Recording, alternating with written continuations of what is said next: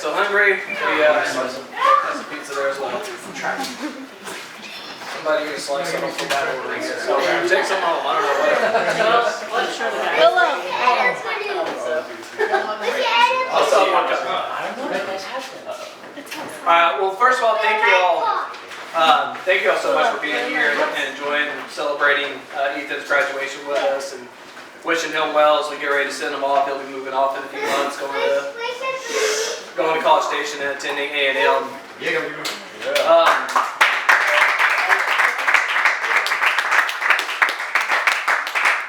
And that's the only reason I'm wearing an A&M shirt. I don't think I've ever worn an A&M shirt until I heard my son was going there, but happy to support it. Even though I did live in College Station, so I was have to blend. So, all right. I wanted to say a few things here about Ethan, and I want to kick it off with a story that those of you that know Ethan from Founders, y'all are going to get a kick out of this. So, and I'm not as good at memorizing speeches as Ethan is, so I got notes I got to look at. But this is a story that takes place when Ethan was about 4 years old. I think maybe 3. I don't think it was any older than 4. If you like the pictures back there, the lower right, the one where he's wearing his Mario shirt, so that's his 5th birthday. So just as I'm telling the story, you can kind of picture a boy just a little younger than that. But one of the things we do with babies that helps them in their development is we play peekaboo. And Austin was a baby at this time, so it may have started with Ethan playing peekaboo with his brother. I don't know, but he had this brief period of time where he would just go around doing this. Except that when he did that, he didn't say peekaboo. Oh dear. You want to guess what he said? I kid you not. He went, coconuts. I don't know where that came from, but this boy has always had a thing for coconuts. And those of you that, so last night at the graduation, I was just hoping so much that Coconut Thursday, which Ethan was the originator of, I was hoping so much that Coconut Thursday was going to get mentioned, and whenever, I think what was it, Haley, the salutatorian, she mentioned it in her speech. Oh, she did. I was like, yes. So that was one thing that was mentioned last night. And by the way, Ethan, so some of y'all, obviously anybody with Founders knows all about Coconut Thursday, but do you want to say a brief word about how that started? Like, maybe not the full story, but how did Coconut Thursday start and what is Coconut Thursday at Founders? Here's the thing. A couple years ago, I went to go visit my sister in College Station. There was a little farmer's market there, and I saw a coconut. I thought, that's funny, I want to get a coconut. So I got a coconut, and then I came back home, and I was like, wouldn't it be funny if I brought this and carried it around to school? I brought it, I carried it around to school, and everybody's like, why do you have a coconut? I was like, I don't know, I have a coconut. And then we smashed the coconut, and then we had a burial for the coconut, and then we wanted to commemorate that coconut and start Coconut Thursday. And then next year, we threw coconuts at the school. Uriel Vargas threw the first coconut. And we saw where that went. And then we had our last one this year where me and Skylar wrestled with coconuts. That's pretty much the synopsis. Coconut Thursday is like a legendary thing at Founders now that Ethan started. And so remember that got mentioned last night? I was just, yes, I love that. And there were a couple other things that were mentioned last night that also Ethan had played some very significant contributions to the Founders graduating class of 2025. Another one, and I didn't even know about this one, but apparently those of you that are graduating this year, I guess y'all had this thing when y'all were freshmen called the Silly Dance. Yeah. What was that exactly? That's just where we dance when something's fun. That's it? Okay. Yeah. There you go. Ellen's got it there. I didn't even know about that, but apparently Ethan was the one that kind of got that going as well. And another one that last night that Ethan maybe not have been the sole or primary originator of, as it was kind of a collective group thing. But he was definitely a part of it, and don't think this would have happened without him. But something that's been a thing at Founders is, and I'm going to need all of you in Founders, you're going to see where I'm going with this. I'm going to need you to participate and play along, all right? So everybody's getting their diploma, and as everybody gets their name called out, everybody gets their name called out, and there's one person who, when his name gets called out, everybody shouts out the last name, and of course I'm talking about Lincoln Seymour. Seymour! So that's another thing that Ethan kind of played a role in getting the ball rolling on. So those of you that were Founders, I just want to highlight those. Those mention last night that just really, I think, highlighted how much of an impact this young man had on the Founders graduating class of 2025. So, yeah, that's pretty awesome. All right, so I want to tell a few stories about Ethan, and I'm going to incorporate some life lessons in this as I do this, because I am a dad after all. And I'm going to, as I go through this, I got 6 words that I'm going to go through that I think really describe Ethan pretty much to a T. And I started this out with 2 words, but I kind of grew from there as I got to thinking about it more and talking with his mom and his mama about it earlier today, so they have a couple of contributions to this as well. And the first word is integrity. So the story for this one, and there's many stories for all of these I could give, but the story I'll tell for this one, I don't remember all the details of it, but when all the cousins were gathered together once when y'all were young, y'all were getting into mischief, as kids do, and something got broken. There were probably many stories where that sort of thing happened, but there was one where, I know, it was always like thinking, okay, which occasion was this? I remember on this occasion, when I heard the full story later on, there was some discussion amongst the cousins that was happening as some of the cousins were saying, like, man, we're going to get in trouble, we're going to get busted for this, let's hide it, try to cover it up, we don't want to get caught. And Ethan was the one that spoke up and took charge and wouldn't take no for an answer, and he said, we got to own up to this. And that's something I've continued to see in him. Like he is a man that really knows the importance of honesty and doing the right thing. So the first word is integrity. The second word, and this is Mama's contribution, is helpful. So when I told that story, I was talking with my mom and my wife earlier today, and she recalled that whenever they were all young, when she would have them all over at her house, anytime she said, grandkids, I need someone to help me with something, Ethan was always the first one to say, I'm on it, what can I do? And we continue to see that. I've seen that even tonight several times. Like as soon as he's done getting dressed and ready, he comes down, the very first words out of his mouth a few minutes ago before all y'all got here was, anything I can do to help. And he has said that several times since then. I'm going to start getting emotional here. And so he would respond when Mama would ask for that. Anytime you need help, like Ethan's always there to help you out. But he's not only there to respond for it, like he's proactively looking for ways to help people. All right, the third word, we're going to spend some time on this one, there's some good stories here, but the next word is disciplined. Originally, the 2, I said I had 2 words originally, the 2 original ones were discipline and integrity. And there's a lot of examples I could give to illustrate Ethan's discipline, but the easiest one, probably the funnest one to talk about, one that he's very well known for, is his running. So Ethan, when he was trying to figure out what sport he wanted to get in, he tried out soccer, he tried out wrestling. Those were the 2 sports that his dad did when I was his age. Those didn't really take, so then he tries out track, or no, actually at first it was just cross country.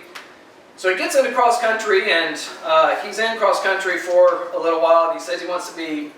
He said initially he got in there saying he just wanted to spend quality time with some of his best friends. And I want to call out one of the best friends he had at that time that is still one of his best friends today, is still here with him, is Josh Hines. So, Yes! And so Josh has definitely been an amazing friend to Ethan. And I remember when we took a trip to Disney World, Ethan was getting these Karate Kid headbands, and he got 3 of them, one for him, one for Josh, and there was another one of the group back in the day as well.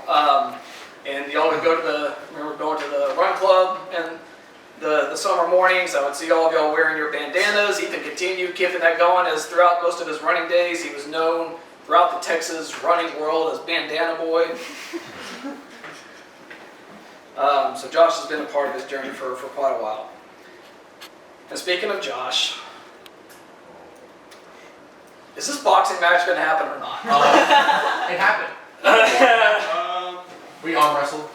You arm wrestle? That's where that's landing? We just run it right here. Let's go. Yeah, right now. There's an open backyard. I don't see. I'll talk with the guy a little bit more. Alright, so for those that don't know, this is another thing. It's been like some of the talk going on at Founders is Ethan and Josh have been taunting each other about who would be able to win in a boxing match, and they got like the whole school riled up on it, and everybody's on either Team Ethan or Team Josh.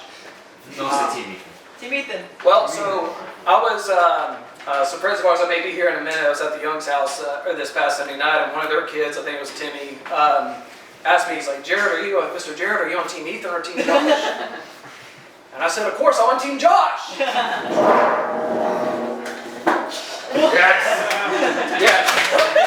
Yes. I got you, man. Because what dad doesn't want to see his son get his teeth punched in? Right? Yeah. Yes, knock some sense into this guy. Of course I'm on Team Josh, all the way. All right. So he starts running, starts cross country, and so he's tried out a couple other sports. I did wrestling for a few weeks, went to a few practices. Like, yeah, not feeling that. No, thank you. So he gets in, and then a few weeks into cross country practice, he says, "Dad, I don't know if I'm feeling this one either. I feel like So he's almost wanting to quit. And I'm like, okay, well, just let you quit wrestling, and that's fine. You got to try some different things out, but you can't just be constantly quitting everything you try. Sometimes you just got to stick with it. And so I said, you don't have to do it again after this, but you're sticking with it for this season, and you're going to give it the best that you can. The rest, as we know, is history, because he has become just a legendary runner ever since then. So a couple stories from some of his races. Possibly, it's hard to pick one, but possibly one of my favorite of his races, besides obviously the marathons that we went on together, and I'll say more about that in a minute. But one of my favorite of his races, and I think that was your favorite too, was the 2-mile Texas relay, where, what was the time you got on the 2 mile? Was it 9 minutes, 11 seconds? 9 minutes, 11.81 seconds. He's got it dialed down to the third decimal there. 9 minutes, 11 seconds, 2-mile Texas relay. So that was a big race, and it was an epic race to watch. Oh yeah. It was Amazing. amazing. Yes. Oh yeah. Thank you, Steve. Thank you. And yeah, we have some friends there, including Lincoln Seymour. Seymour! Let's keep that going there. It was an amazing race to watch. So it's 2 miles, so we got 8 laps around the track. And he had just like dialed it in and like knew his body and exactly how to time everything like just right. So he goes through the first 7 laps, and then on the 8th lap, I forget what, do you remember what place you were in as you started the 8th lap? As I started the 8th lap, I was in 3rd place. You're in 3rd or 3rd, you're like 4th or 5th? 4th or 5th, probably. I don't know, I was in it. I was 5, I don't know. But I remember that, man. I remember that because I remember seeing how many people he passes up, and it's just like one after another. It's like boom, boom, boom. So then he comes, he's rounding around the final turn there at the end, and he's like just pushing into first place. And there's a recording of this out there somewhere where I'm just like freaking out, I'm screaming, losing my voice, just cheering for him, just going crazy. And so he pulls into first place. Now, unfortunately, the last guy he passed up had saved just enough juice for a final strong push at the end, and he barely got second. But 9/11, such a major race like that, that was just it was something to behold. It was quite epic. So I remember that time. I'm so bad about remembering your time. So let's talk about a couple others. So what's your fastest 5K you ever did? 15 minutes, 36.00 seconds. He's got the decimals dialed in again. So 15 minutes, 36 seconds. Was that the one in South Carolina? South Carolina. South Carolina. That was a big one. What was that one called? That was the Foot Locker South Regional race to qualify for nationals. South Regional race to qualify for nationals. So that was epic. They only medaled up to a certain point, and he just got right up to the point to get a medal. So he was competing against like the best of the best of the best there. So that one was pretty epic. All right, now let's get into talking about the marathons hold on. Hey, Timmy, come on in. I just was talking about you. We were just talking about you. No, I was telling the story. I'm going through telling the stories from Ethan, and there was a part just a minute ago where I was like talking about, is this boxing match between Josh and Ethan going to happen? I was talking about, you asked me the other night, I'm on Team Ethan or Team Josh. I'm Team Josh, obviously. Team Josh. Woo! Hey, I said. How was that so quiet? Why didn't nobody join in? Hey, Jarrod, you forgot to mention I said I was Team Ethan. Yeah, that's true. His mom. Boom! Horses. Right. Exactly, right? Exactly. His dad knows what's up. Oh yeah. I don't know. Okay, so what are there any other like 1 mile or any other times that you just are so proud of that you want to share some of your records on? I mean, I can. We want it. Come on, what you got? 4:13 in the mile. 4:13 mile. That's probably the only one I'll mention. Okay. Well, what about was your fastest marathon time? 2 minutes 58 seconds. Whoa! 2 hours 58 minutes. 2 hours 58 minutes was the fastest marathon time. Watch You want to see the world record? Watch out, Usain Bolt now. All right, so he gets into running these marathons, and as he mentioned a minute ago, he drags me into this.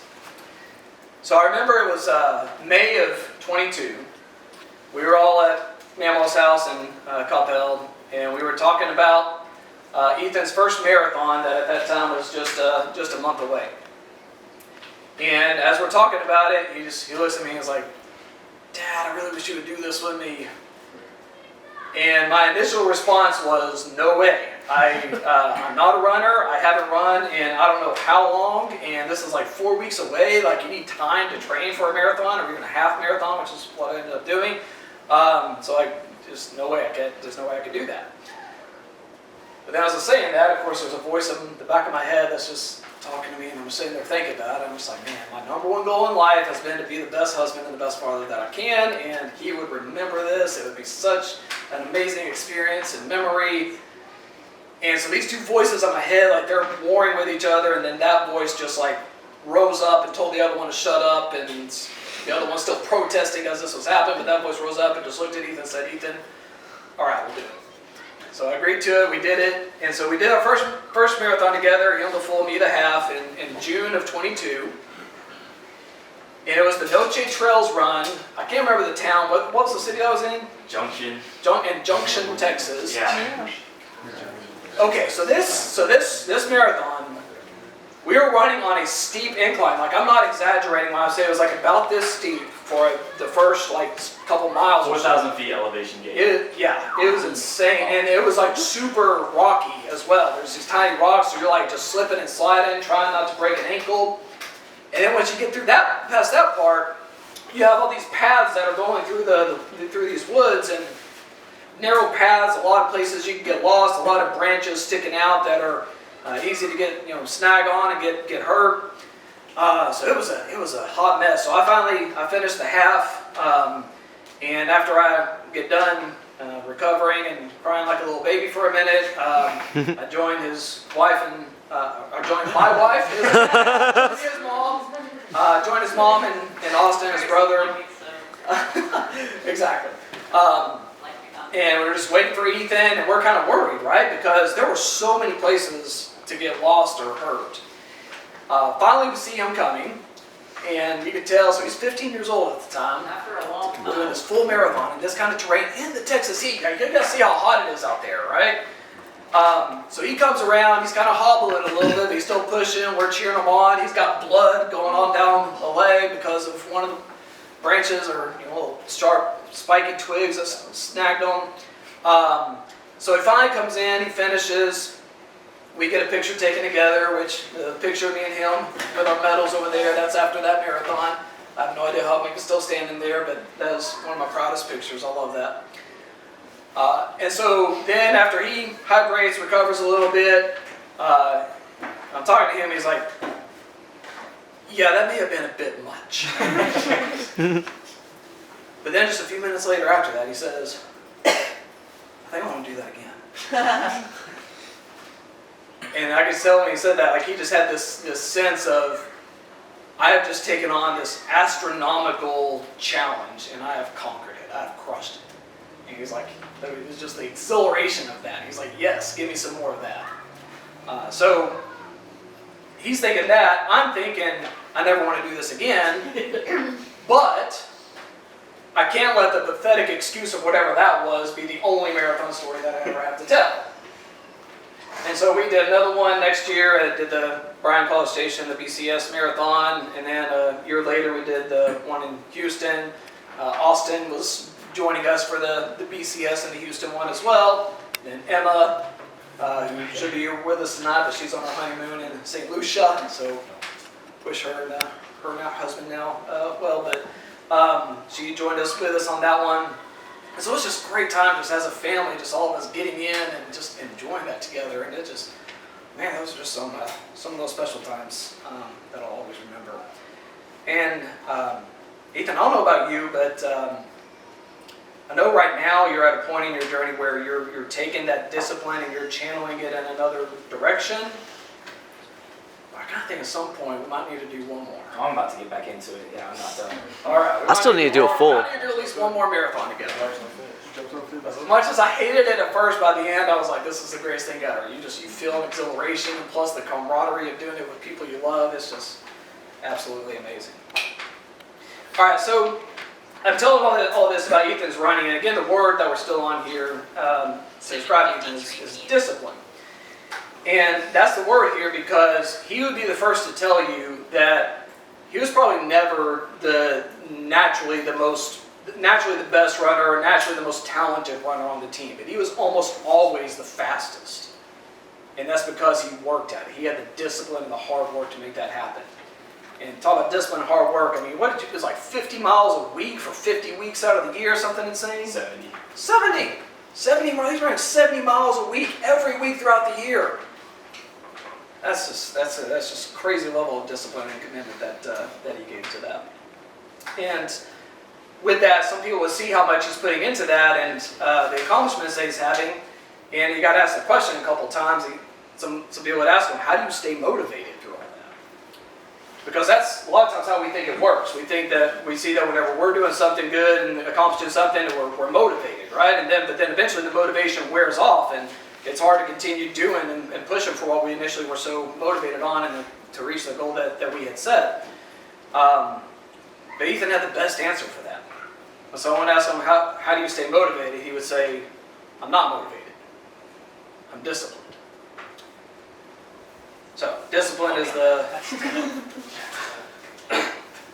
discipline is the third one. So then the fourth word, and this is the one that naturally comes next in the story continuing his journey. And gets us close to where we are now. But the fourth word is loyal. And this is the word that comes from his mom when we were talking about this earlier. So with all these running accomplishments, of course he starts attracting the eyes of some college recruiters. And so he's looking at all these recruiters that are soliciting him and trying to be discerning about which ones to pay attention to, thinking about where he wants to go for college. And he said there were 3 things that he wanted in whatever college he decides to go to. First of all, he wanted a place that had at least a relatively conservative culture and in alignment with his values. Secondly, a place that has a good marketing business degree program where you could get a good major in a field he's interested in. And then third, of course, because of where he was at in the journey there, was a good running program. And there was one particular university that just seemed to check all those boxes just perfectly. And so me and Ethan and Austin, we went to Tennessee to visit Lipscomb University. And we're there with meeting with the coach, and there's some other prospective runners that are also potentially being recruited that are there as well. And the coach says that, he says to all of us, he says, we are interested in all of you, but because of new NCAA rules, there's a limited number of spots on the team, and you can only have so many runners. We're not going to be able to take all of you. So I want to set everybody's expectations for that. But then shortly after that, a little while later, the coach pulled me and Ethan aside, and he said, don't worry about what I was saying there. We want you, and I'm going to do the best I can to get the best scholarship that I possibly can for you. And the coach came through. The coach gave an amazing scholarship. And so Ethan here, he has, this is exactly what he's been asking for, exactly what that met all the criteria that he wanted. And initially, he gave a verbal acceptance. He was excited, he said yes, but then he starts setting in and he's thinking about it. And when it came time to sign and make it official, he declined. So here he is getting like this amazing golden opportunity, this great opportunity that he has worked for, that he has said he wants, that other people have been passed up for, and he's turning it down. Why would he turn that down? Well, why did he join? Why did he get into running in the first place? It was to be with friends. And of course, he could make more friends going off to college somewhere else. But again, the word here is not friendship. The word is loyalty. He has a sense of loyalty to the friends and family that he knows and wants to stay close and connected to. Walker's voice. And yeah, so glad that some of those friends that shaped that decision are here and enjoying and celebrating this with us tonight. So he turned it down. He turned down a great opportunity. He said no to a great opportunity in order to say yes to his why. But for Ethan, his why, like the reason he does what he does, is because of the love and loyalty that he has for his friends and family. All right, so with that, that decision, of course, leads to where he's going now. So he's going to be moving to College Station, going to be moving out of our house here soon and going to College Station. Anybody who either is already at the in College Station or is going there soon, raise your hand. Who all is part of the College Station A&M bunch? It's like half the room. Visits every weekend. It's like half the room. It's like it's such an amazing group, and I just look at that, and that's one of the most important things. Is like, yeah, seeing that he has such an amazing group of friends that he's going to be with there, plus his sister and now brother-in-law are living there as well. So that's exciting. Yeah, cousins as well. All right, so we got integrity, we got helpful, we got discipline, we got loyal. So these all sound good, but these are all serious.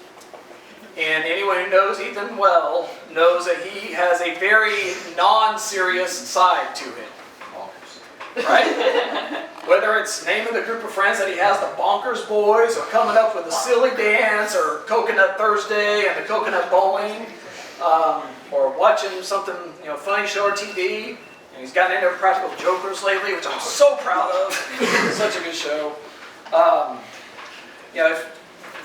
Or just playing games or whatever. Like if you spend a lot of time with Ethan, you're gonna have fun. And sometimes we can take ourselves too seriously, and he's able to lighten up and just enjoy life and have fun.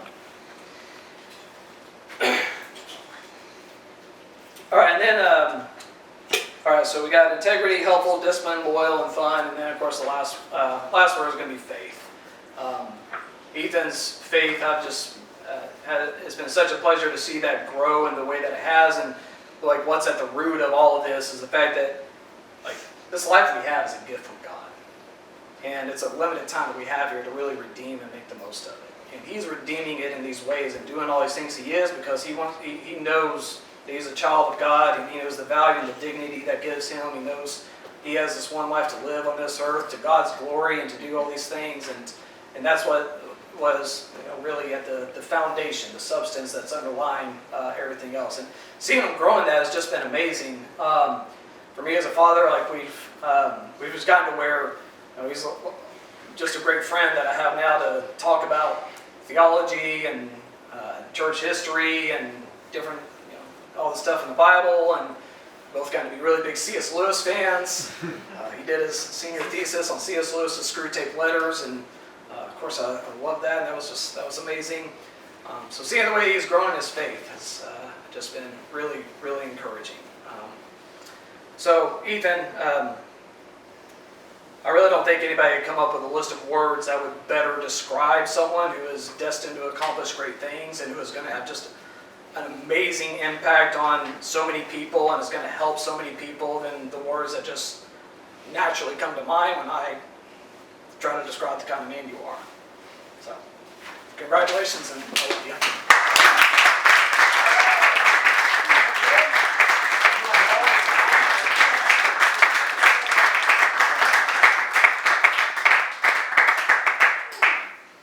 All right, but next, Austin is going to say a few words. I can't top that, man. That was. You can.